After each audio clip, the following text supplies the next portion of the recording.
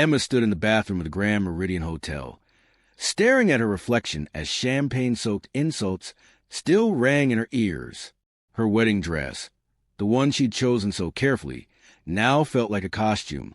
Outside that door, 200 guests were watching her humiliation unfold in real time, their phones recording every devastating second. You should be grateful. James's mother had just announced to the entire reception. Do you know how many women would kill to marry into the Chin family? Emma's hands gripped the marble countertop until her knuckles turned white. This was supposed to be the happiest day of her life. Instead, it had become a masterclass in cruelty, and she'd been the star student in staying silent. But that was about to change. 6 hours earlier, Emma Cristina Martinez had woken up believing in fairy tales. The morning sun filtered through the curtains of her modest apartment in downtown Seattle. She could hear Sophia, her best friend and maid of honor, humming in the kitchen while making coffee.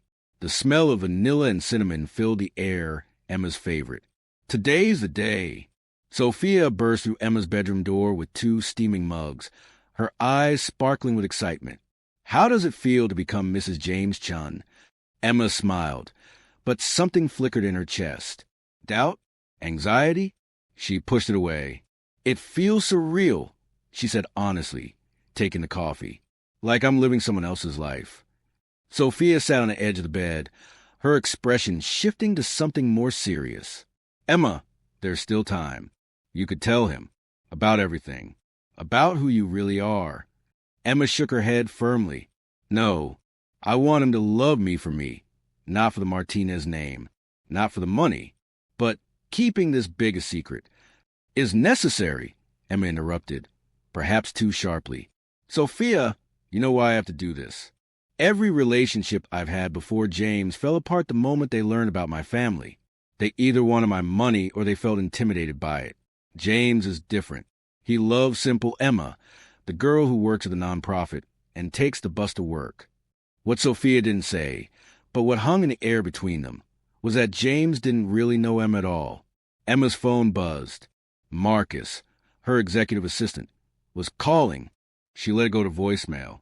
He'd been trying to reach her all week about board decisions that needed her approval, about the Shanghai property acquisition, about the quarterly earnings report. Today, Emma wasn't Emma Martinez, CEO of Martinez Global Holdings. Today, she was just Emma, the bride. If only she'd known how catastrophically that decision would play out. 5 years ago, Emma's father had died. Ricardo Martinez had built an empire from nothing. Luxury hotels, commercial real estate, tech investments, venture capital. The Martinez Group employed over 50,000 people across 4 continents. And when he died, he left it all to Emma, his only child. She was 23 years old and suddenly one of the wealthiest women in America. The board wanted to put her face on every magazine cover. The young billionaire heiress, they called her the new face of luxury. But Emma had watched what that life had done to her father. The fake friends, the constant surveillance, the people who smiled while calculating your net worth. So she made a choice. She would run the company, but she would do it quietly. She attended board meetings under a pseudonym, wore glasses and severe business suits that made her look older, kept her personal life completely separate. To the world, Emma Martinez was a reclusive executive who avoided the spotlight. Perfect in her personal life, she became someone else entirely. She volunteered at a literacy nonprofit. She lived in a normal apartment. She took the bus. She shopped at Target. And when she met James Chun at a charity gala 18 months ago, she told him she worked in nonprofit fundraising, which was technically true.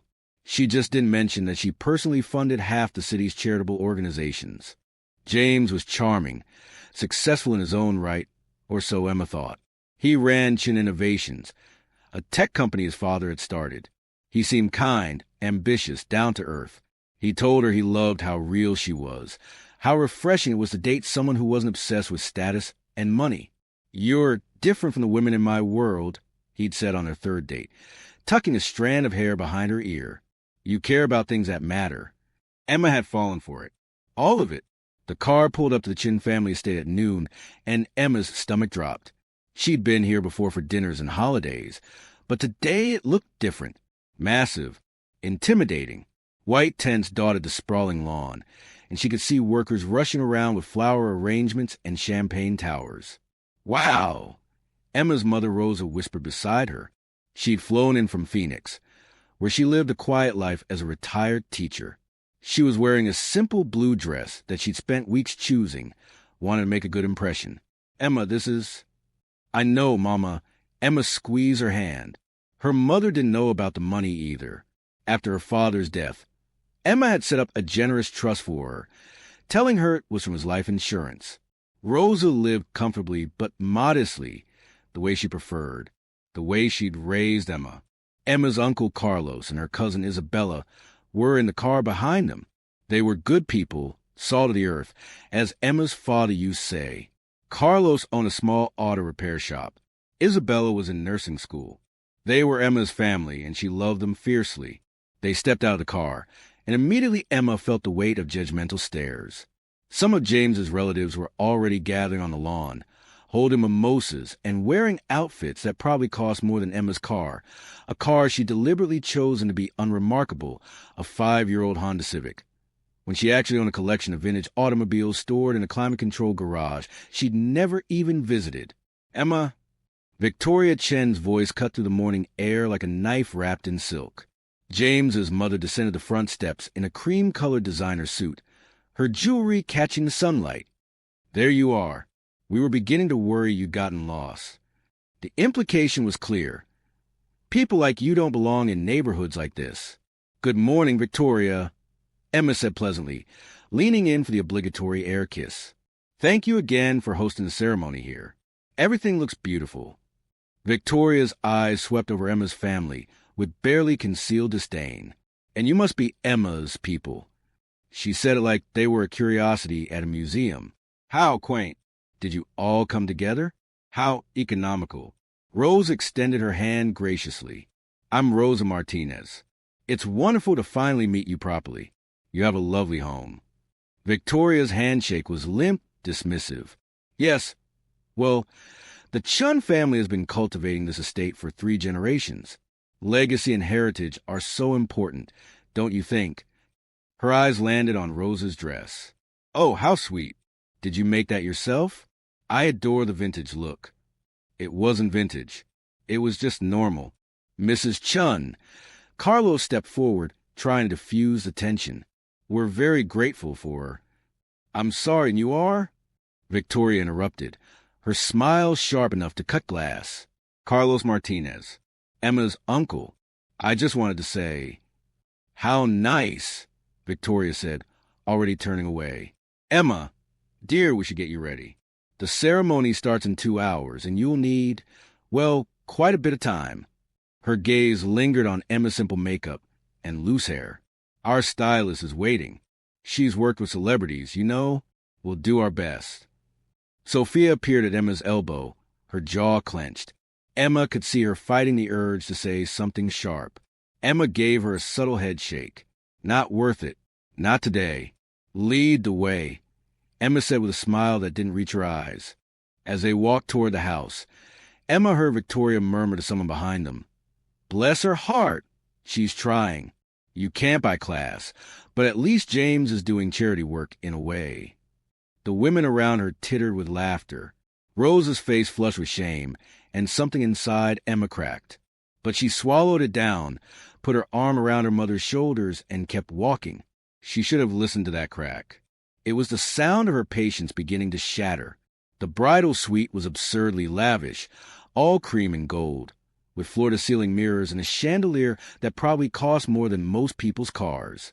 Not that Emma couldn't afford 10 of them, 20, 100. Victoria's stylist, a severe woman named Dominique, looked at Emma like she was a fixer-upper project on a home renovation show. We have our work cut out for us, she announced, circling Emma critically. But I've worked with worse. Melissa, James's younger sister, was sprawled on the chaise lounge, scrolling through her phone. She was 24, beautiful, and had perfected the art of the backhanded compliment. Emma, I love that you're so confident, she said without looking up. Wearing such a simple dress. Very brave. Most brides want to look, special on their big day, but you're just you. The dress had cost $3,000. Emma had chosen it specifically because it was elegant but not ostentatious. Lace and silk, fitted but tasteful. Her father would have loved it. I think it's perfect, Sophia said firmly, helping Emma into it. She'd been Emma's rock through all of this. The one person besides her mother who knew her before the money. Well, the one person who knew both versions of Emma and loved them equally. Of course you do, Melissa said sweetly. You're such a good friend, supporting Emma no matter what. Dominique pulled Emma's hair back, so tightly it hurt, transforming her soft waves into a severe updo. There, she said, satisfied. Much more appropriate for a Chin wedding. Emma looked in the mirror and barely recognized herself. She looked controlled, managed, like a doll being dressed for display. Victoria swept back in with a velvet box. I have something for you, Emma. Chin family tradition. She opened it to reveal a diamond necklace that was undeniably stunning, but completely wrong for Emma's dress. Too heavy, too ornate. Victoria, that's beautiful, but I was planning to wear... Your grandmother's pearls, yes, I know. Victoria's smile was ice. But you're marrying into the Chun family now. We have certain standards, certain expectations. She fastened the necklace around Emma's throat. It felt like a collar. Perfect. Victoria stepped back to admire her work. Now you look like you belong. Melissa, dear, take a photo for Instagram. Our followers will want to see how lovely our new daughter-in-law looks. Melissa jumped up, phone already in hand. Okay, but Emma, maybe smile? You look a little tense. Emma forced her lips into something resembling happiness, while Melissa snapped away, already typing captions Emma knew would be passive-aggressive at best. All done, Melissa announced. I tagged you, Emma. Oh, wait, you don't have Instagram, do you? How refreshingly analog of you. Sophia's hand found Emma's and squeezed. 3 times. Their code since high school. Are you okay? Emma squeezed back twice. No, but I will be. Music began playing outside, the string quartet launching into their prelude.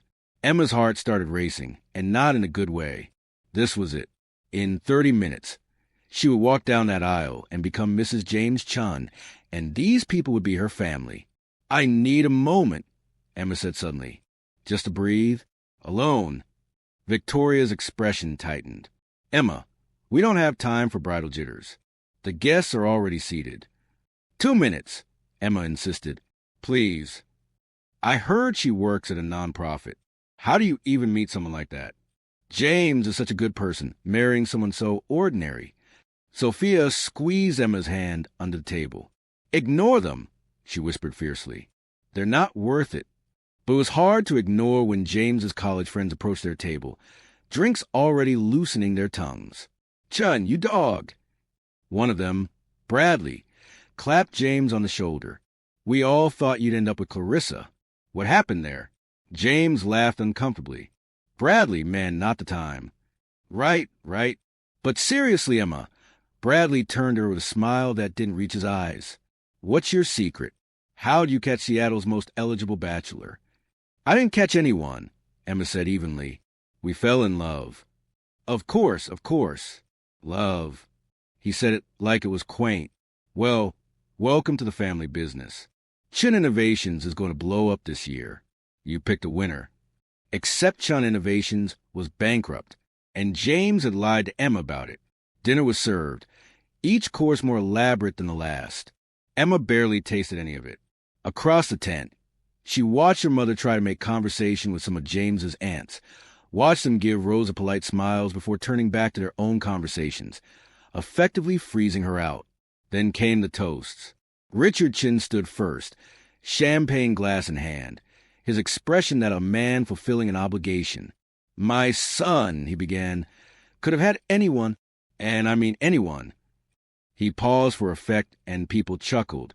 James has always had impeccable taste. The best schools, the best opportunities, the best friends. So when he told us he was marrying someone we'd never heard of, someone from a simpler background, we were surprised. Emma's smile felt like it was cracking her face. But James has always had a soft heart. Always wanted to help people, to lift them up. Richard raised his glass. So here's to Emma. May you rise to the occasion of being a Chan. The implication was clear. Emma wasn't good enough, but maybe she could learn to be. James squeezed Emma's hand under the table. He means well, he whispered. Did he? Did he really? Then Victoria stood, and Emma's stomach sank. She was already 3 glasses of champagne in, her cheeks flushed, her smile sharp. My darling James, she began, her voice carrying across the tent. From the moment you were born, I knew you were destined for greatness. You exceeded every expectation. She clicked to a slideshow on the large screen behind them. Photos of James as a child, as a teenager, at Harvard, at his company launch. Then the photos changed. James with a stunning blonde woman. At galas, on yachts, at exotic locations. Now, some of you remember Clarissa Beaumont, Victoria continued, and the tent went silent. James and Clarissa dated for 3 years. We all thought, well, she laughed. But life takes us in unexpected directions. The photos kept cycling. James and Clarissa looked perfect together, matched, like they came from the same world. Clarissa is sophisticated, accomplished, from one of Boston's finest families. But James, Victoria looked at Emma, chose a different path, chose authenticity over pedigree. How very modern of him. The tent was dead silent, except for the slide projector clicking through images of Emma's husband with another woman. Welcome to the family, Emma. Victoria raised her glass. We'll teach you how things are done in our world. I'm sure you have a lot to learn. Polite applause. Awkward laughter. Rosa looked stricken. James stood up quickly. Okay, that's enough speeches for now. Let's eat. But Victoria wasn't done. Oh, just one more thing. She clicked to a new slide.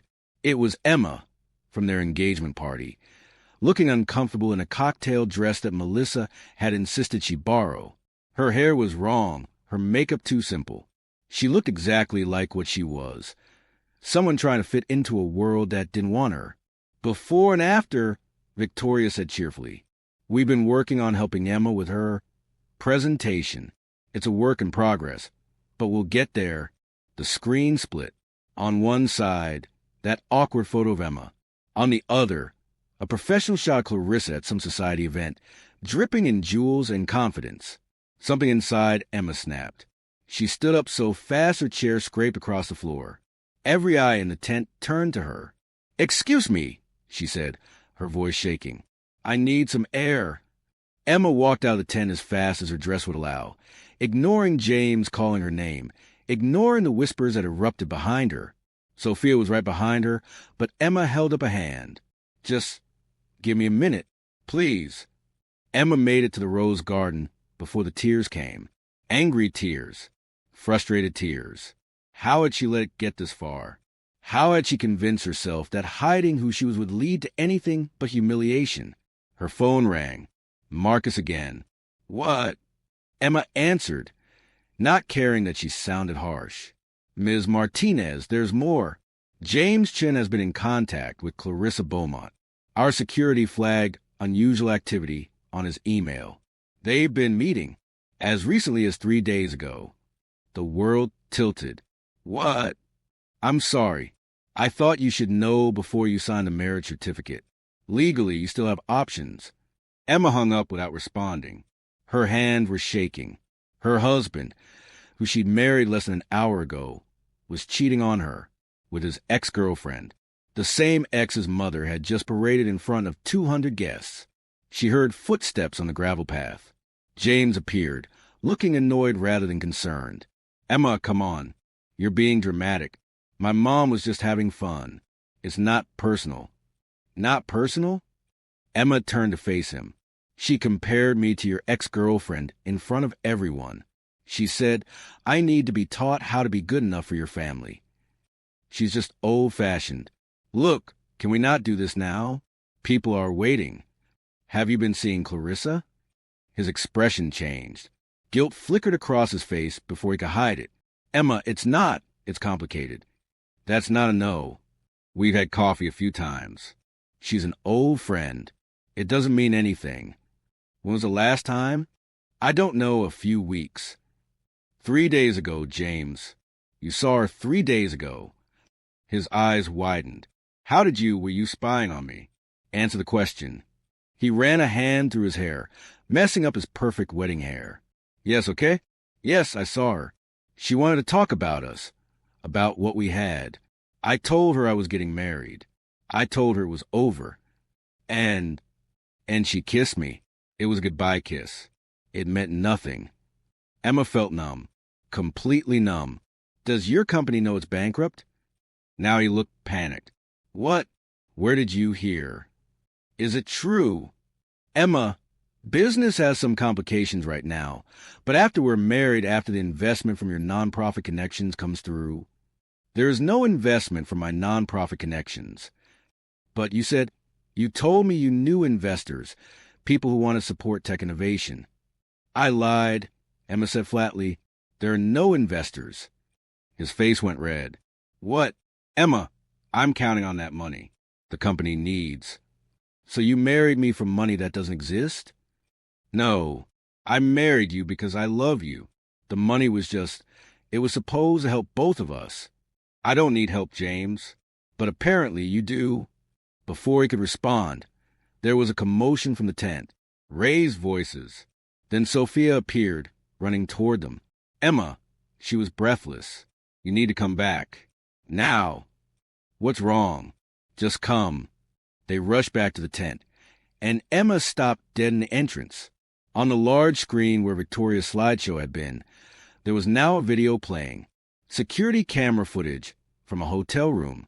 James and Clarissa, tangled in sheets. 3 days ago, based on the timestamp, the entire tent was watching in stunned silence. Oh my God, James whispered beside Emma. Oh my God, how did... Victoria stood up, her face pale. Turn it off. Someone turn it off. But nobody moved. The video kept playing. Audio now. Clarissa's voice, breathy and satisfied. When are you going to tell her? Tell who what? James's voice on the video. That you're only marrying her for the investment money. For her connections. Keep your voice down. Oh, please. She'll never know. She's too naive. Too trusting. God, James. She actually thinks you love her. Laughter. Both of them laughing. The tent erupted. Gasps. Shouts. Rosa's face was horrified. Carlo stood up, furious. Sophia had her hand over her mouth. Emma stood frozen, watching her humiliation play out in high definition.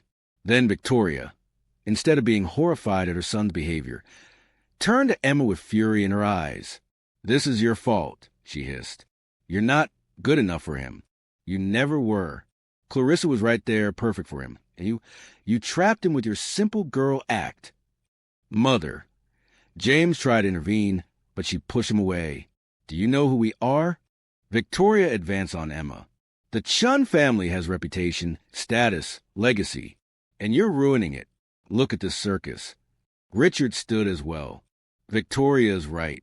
This is embarrassing. For all of us. Emma, perhaps it's best if you just go. We can have the marriage annulled quietly. You can return to your simple life. And we can all move past this unfortunate mistake. The tent was buzzing now. Phones out. Recording. This would be all over social media in minutes. Melissa actually looked sympathetic for once. Emma, honestly, it's probably for the best. You never really fit in anyway. Rosa stood up, shaking. How dare you? How dare all of you? My daughter is worth 10 of your son. Sit down, Victoria sneered. You've raised her to be a gold digger, clearly, teaching her to trap men above her station. That did it. That finally did it. Something inside Emma that had been bending and bending and bending finally broke. Not with a crack, but with a roar.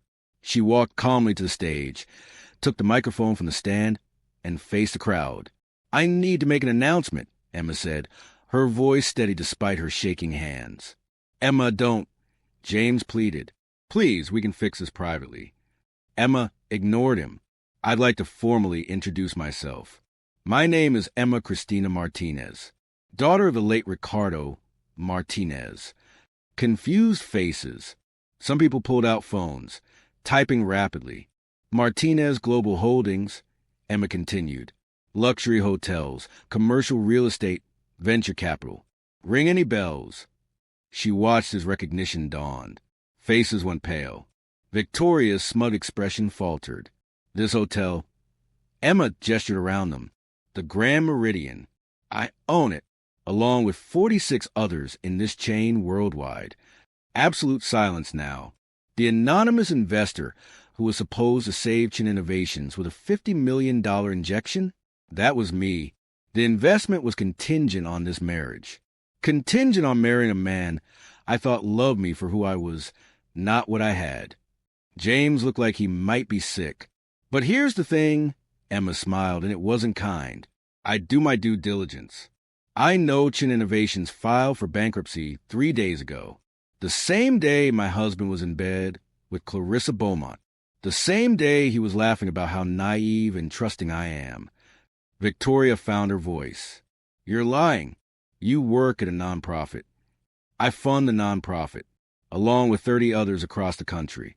I've been on the board of Martinez Global Holdings since my father died 5 years ago. I run the entire company. Emma pulled out her phone and made a call, putting it on speaker. Marcus, are you there? Yes, Ms. Martinez. Marcus's voice came through clearly. The board is standing by as requested. Execute Protocol 7. Confirmed. Withdrawing all pending investments in Chin Innovations.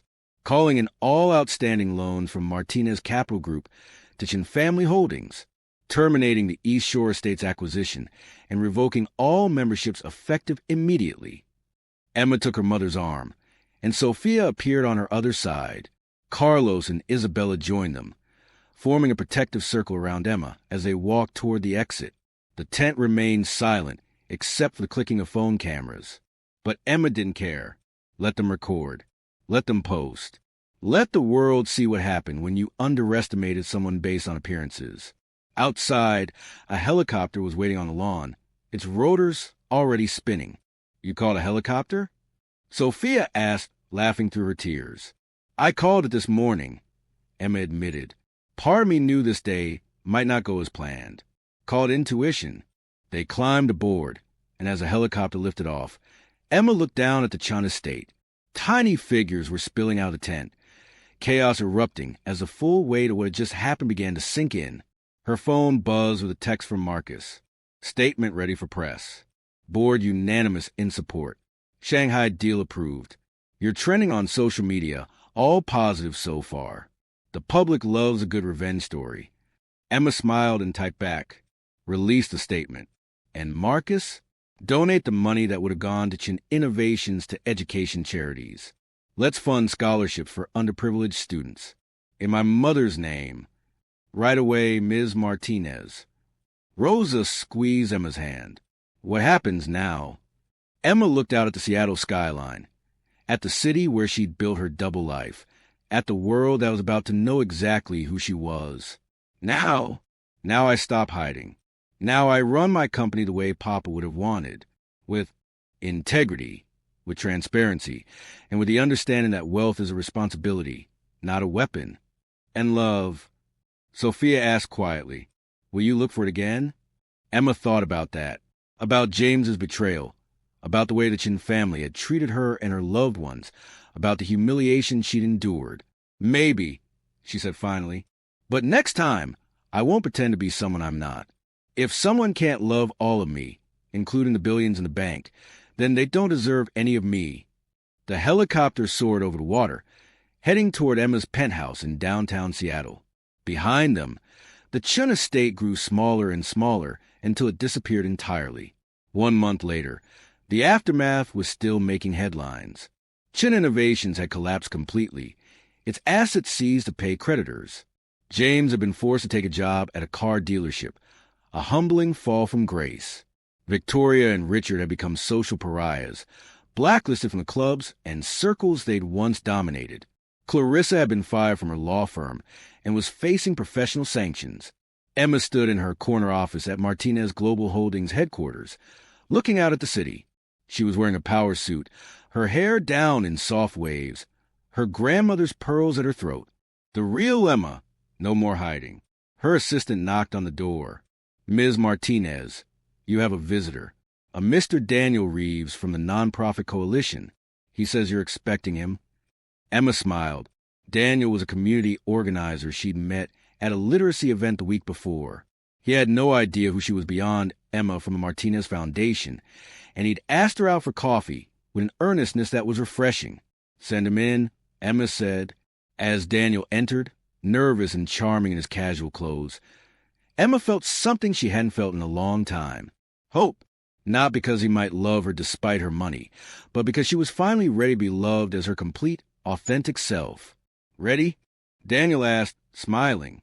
"Ready," Emma confirmed, and she was ready to face the world as Emma Cristina Martinez. Billionaire CEO, philanthropist, and woman who had learned the hard way that the only person's approval she needed was her own. The moral was simple but profound. Never diminish yourself to fit into someone else's world. The right people will appreciate you for exactly who you are, and anyone who asks you to be less than yourself doesn't deserve a place in your life. True wealth isn't measured in money, but in dignity, self-respect, and the courage to stand up for yourself and those you love. And sometimes the greatest power move is revenge. It's simply being unapologetically yourself.